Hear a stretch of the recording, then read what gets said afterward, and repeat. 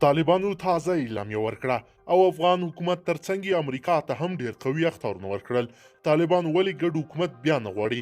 دا ځل طالبانو د شته حکومت او د افغان ولس ننګه وکړه او دوه سري حکومت جوړونکو ته یې بیا داسې توندې او د اخطارونو ډکې خبرې وکړې. څه یې ورته ویلې او اعلامیه کې څه دي دلته یې له موږ څخه واورئ. قدرمنو لیدونکو السلام علیکم، وخت مو پخیر. افغان طالبان وایي د راتلونکي په اړه پریکړه د افغانانو حق دی او کله بهر د کوم نظام د تپلو هڅه وشي نو له ناکامۍ سره مخامخ شي. د طالبانو په اعلامیه کې چې نن جمعه 14 مارچ خپره شوې ویل شوي چې له امریکا سره د دوی په توافقنامه کې په واضح ډول لیکل شوي چې د افغانستان په کورنیو چارو کې به هیڅ هیواد لاسوهنه نه کوي. اعلامیه کې ټینګار شوی چې افغانان به د حریت په فضا کې د خپل راتلونکي په اړه پریکړه کوي او اوس د دې وخت دی چې د طالبانو په وینا د اصل پلی شي. طالبان وایي چې نور جهاتونه او ځواکونه دي زموږ په هیواد کې د ناکامو او ناشونو تجربو د تکرار هڅه نه کوي. په دې اعلامیه کې یوازې د امریکا او طالبانو ترمنځ هوکړې ته اشاره شوې، خو له دې پرته کوم بل ځانګړي لوري او یا ځانګړو هڅو ته اشاره نه ده شوې.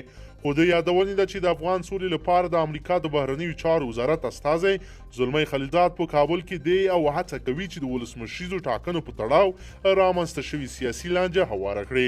ښاغلی خلیلزاد په تازه څرګندونه کې ویلي چې ولسمشر محمد اشرف غني او عبدالله ته پکار دي چې د ټول ګډونه حکومت په رامنځته کولو سره سلا شي.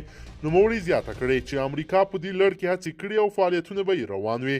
دغه راز څو ورځې وړاندې امریکا او روسیې په یو ګډه اعلامیه کې ویلي وه چې د افغانستان اسلامي امارت بیا رامنځته کېدلو نړیوالې ټولنې او ملګرو ملتونو ته د منلو نه دي او نه به یې ملاتړ وکړي.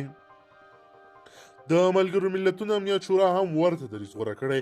دغې شورا د امریکا او طالبانو ترمنځ د شوي هوکړې د تایید په پریکړه کې ویلي وه چې ملګري ملتونه د افغانستان اسلامي امارت په رسمیت نه پیژني او امنیت شورا د اسلامي امارت د بیا واکمنېدو ملاتړ نه کوي.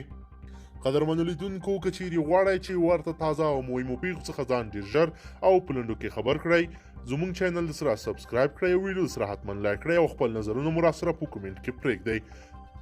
تر بل ویډیو مو په لوی رب سپارم.